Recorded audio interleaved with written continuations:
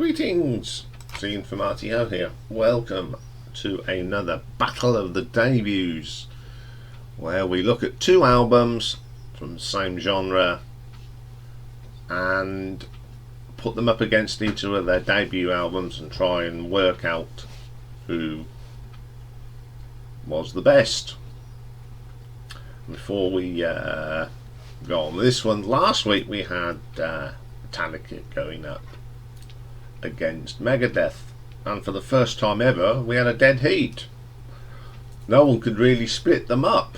There's a lot of people that like the Metallica, but some of them prefer the Megadeth, so total draw last week.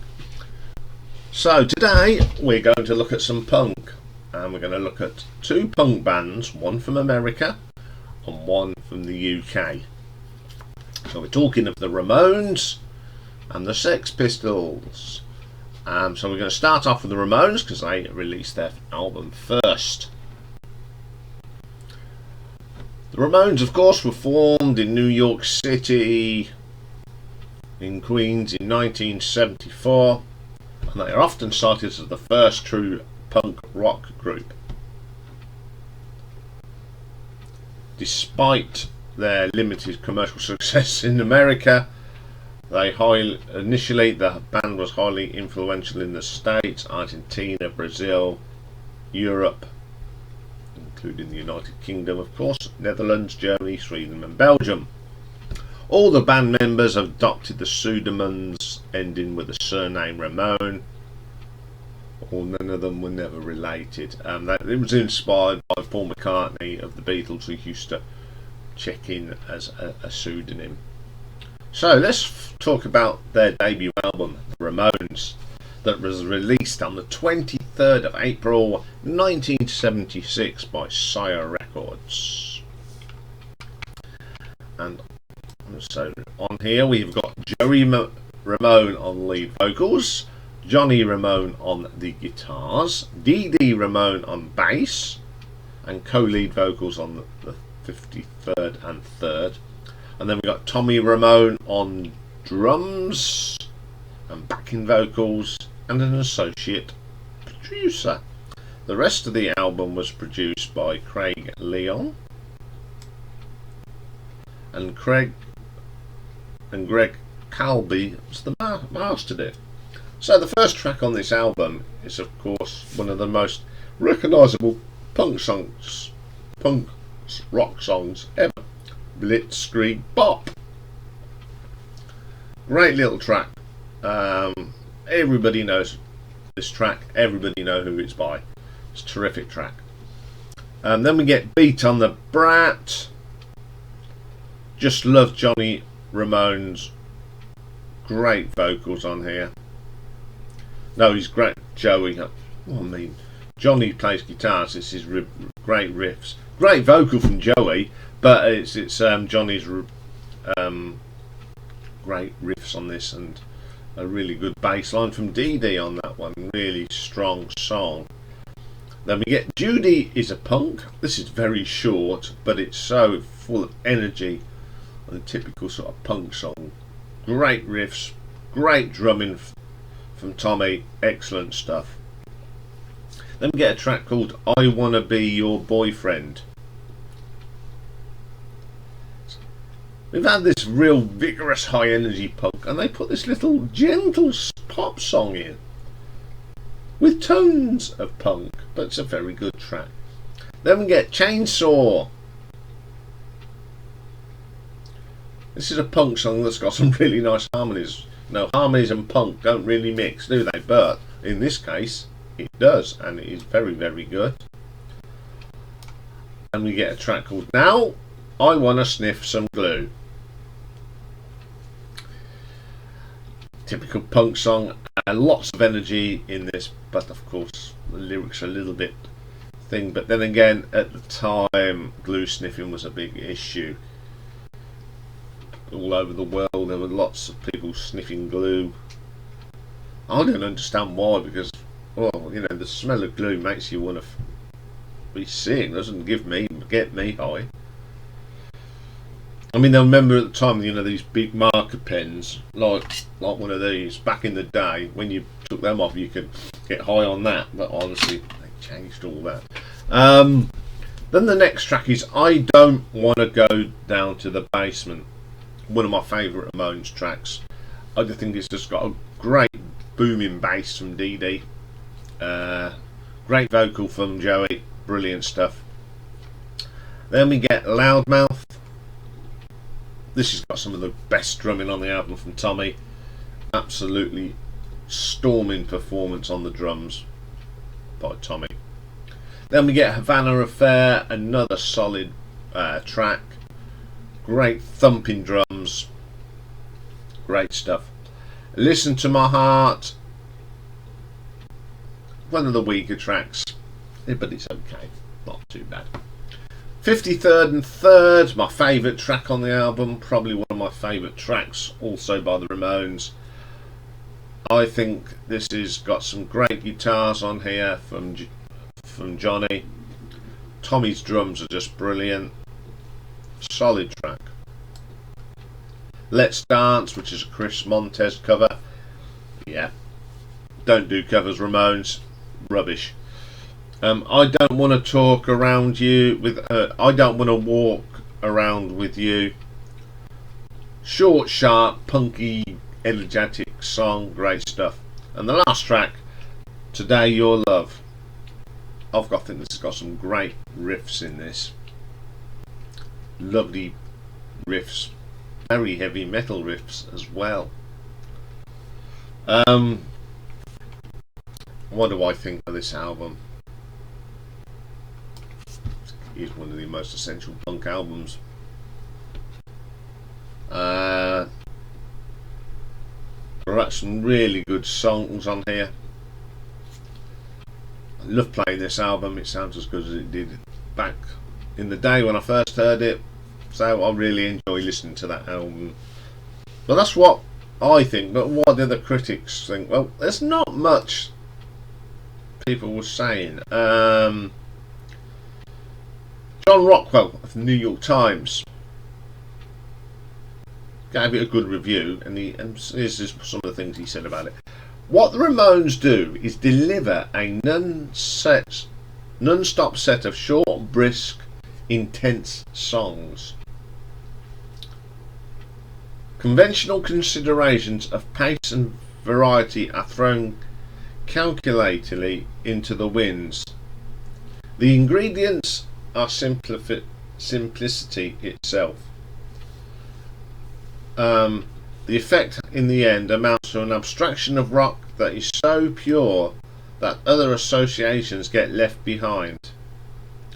Nick Kent from the NME said this record poses a direct threat to any vaguely sensitive woofer or tweeter lodged in your hi-fi.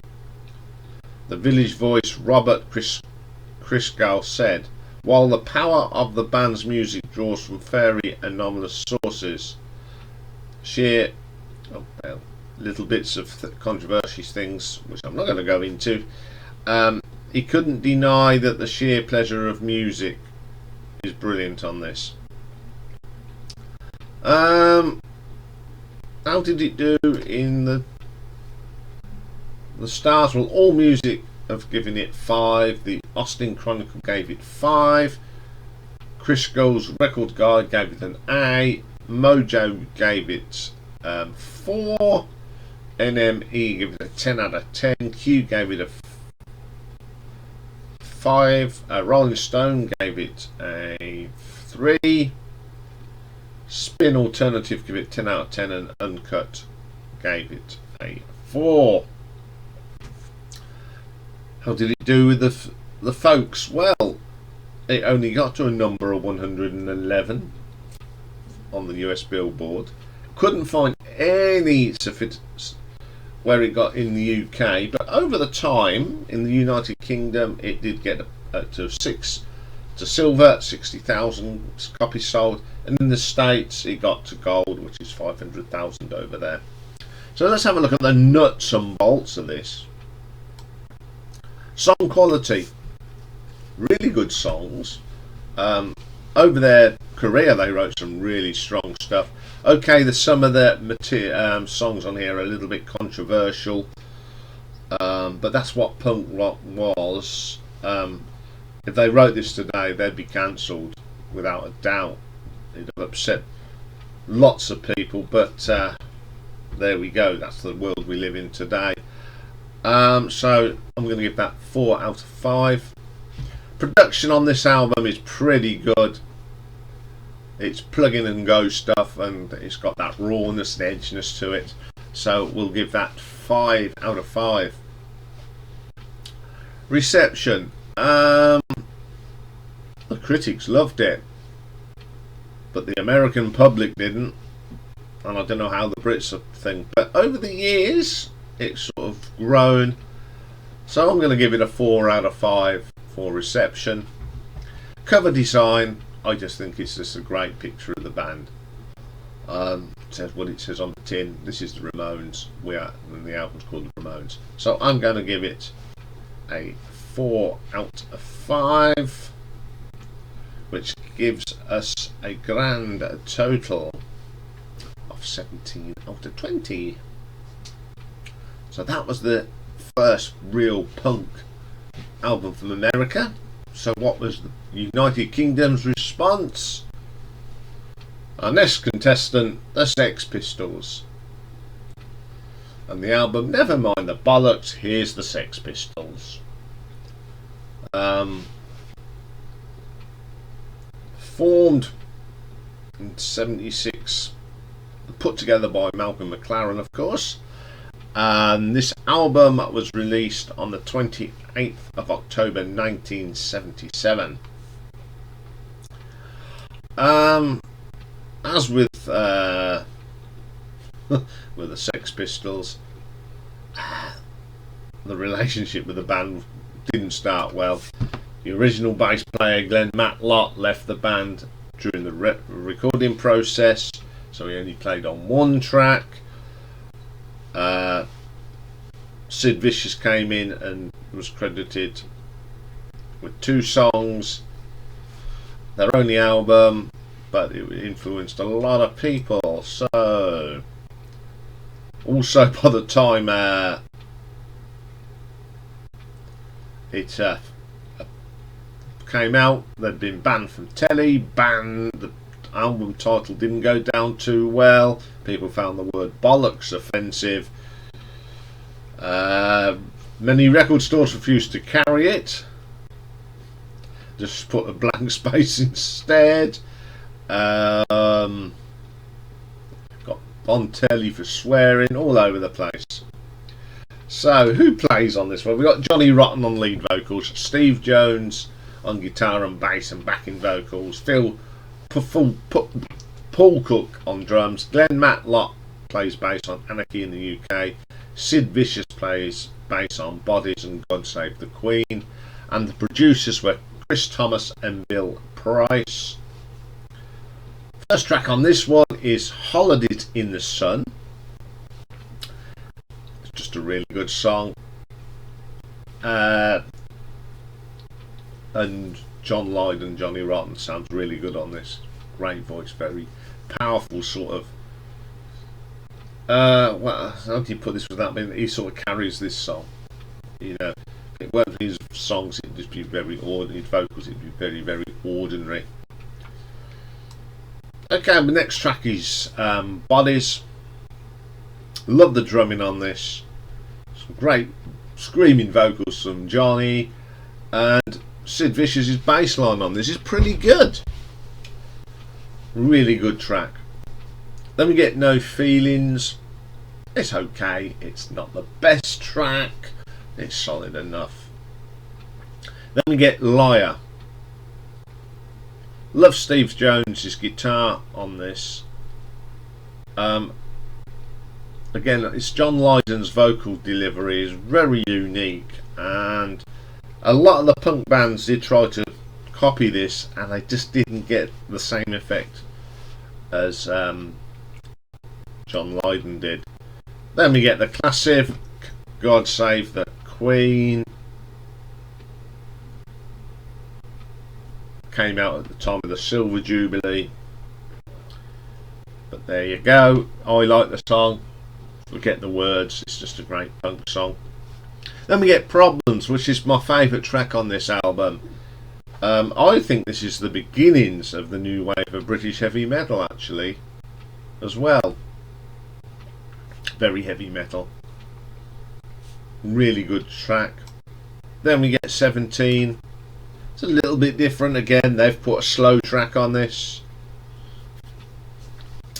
Except I don't think Johnny can sing slow tracks as good as someone else that we've already mentioned. Then we get the classic Anarchy in the UK. Yeah, Anarchy in the UK. Just a classic, isn't it? I love Steve Jones's solo on this. It's pretty cool. Submission. This is a track that I think a lot of bands sort of was influenced, like the Undertones, and you can hear little bits of the Police on this.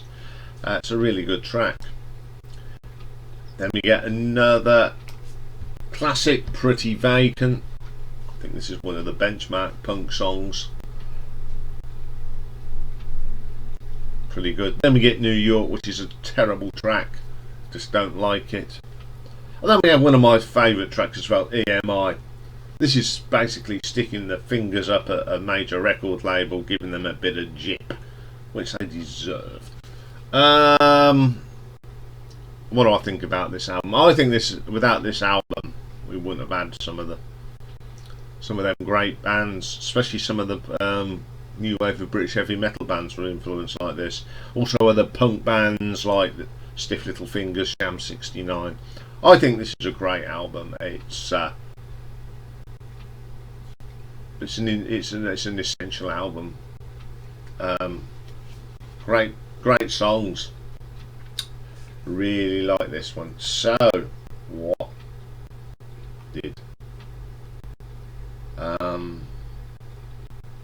people think of it? There's not much that people wrote about this, but in 1987 the Rolling Stone magazine named the album the second best of the previous 20 years, behind Sgt. Pepper's. The same magazine ranked it at number 80 in their list of 500 greatest albums in 2020, and in 2006 it was chosen by Time magazine as one of the 100 greatest albums ever. Chart wise, although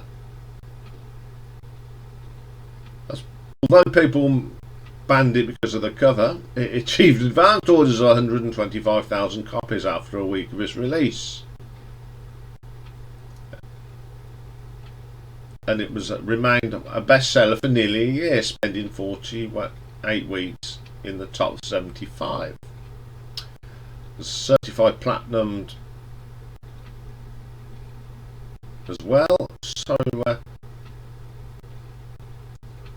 platinum in the United States, platinum in the UK, gold in most of the European countries. So let's have a look at the nuts and bolts of this one. Song quality. Again, great songs, some very influential songs. 3 great singles off this, so I'll give this 4 out of 5. Production. Great production. Raw. Brilliant. Reception. When people start banning stuff, you're going to buy it. Anything that gets banned, people buy. Did well, got to number 1 over here. Only got to 106 in America. America weren't quite ready for punk because it got a little bit higher than the Ramones. They got to 111. So the Americans weren't quite ready for this, but in Europe it did well, and it did well in Australia. So I'm going to give this a 4 out of 5. Cover design. This is where I think this let this down. Okay, it was controversial, but I mean, it worked for them because it got that, you know, they banned that cover, but they could have toned it down a little bit. I think the colours were great, but it was the delivery. I mean, I don't care about swearing, you know, it's part of life, but I can see how it could have offended people with the thing. I like how they did it. Didn't need that over the front of it. So I'm going to give it a 2 out of 5. So for Never Mind the Bollocks, here's the Sex Pistols, which gives us a grand total of 14. Which one do I prefer? I prefer the Ramones. I think it's just a little bit better than the Sex Pistols, purely on the melodic side. I think the Ramones were a little bit more melodic, and they were, hard to say this, but I think they were better musicians. Joey and John, very great vocalists, but I think John carried the Sex Pistols a little bit on some of the songs. And as well, I think the Sex Pistols did go a little bit over the top, but the Ramones didn't. They were rebellious, but they just plodded, and it just showed. The Ramones went on to make many albums, and apart from the great rock and roll swindle, these did nothing, and they was all over within a year.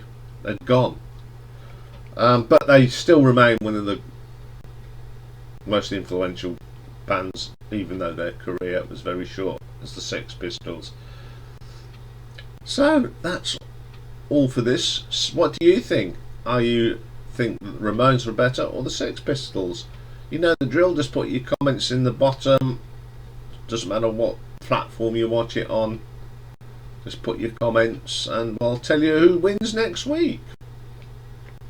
So that's all for this. I'll be back later with the cultural show of the week, which is the album artwork, where we get all serious about art. And this week we are looking at the album covers of Rush. We're not doing everything, we're just doing their live albums, the studio albums, and a couple of EPs. Because if we had the compilations, it'd be really, really, really big. So I'm looking forward to that. One of my favourite bands. So I will see you later. Bye for now.